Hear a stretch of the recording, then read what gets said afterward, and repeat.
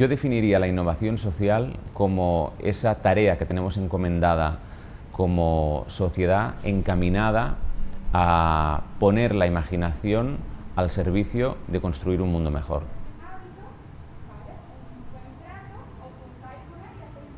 No tiene sentido que tengamos innovación tecnológica, innovación en la economía, innovación en todos los ámbitos, si esa innovación no está también en los campos más sociales. La innovación como sociedad conviene que la apliquemos a todos los ámbitos y los campos posibles.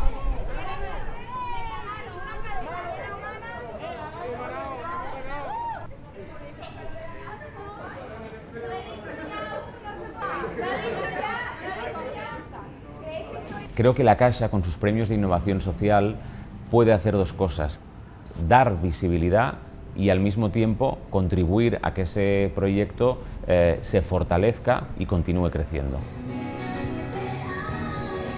Seguramente una de las asignaturas pendientes que tenemos como sociedad es ser un poco menos competitivos o mantener la competitividad, pero al mismo tiempo no perder nuestra humanidad, nuestra generosidad y nuestra capacidad de ayuda a los demás.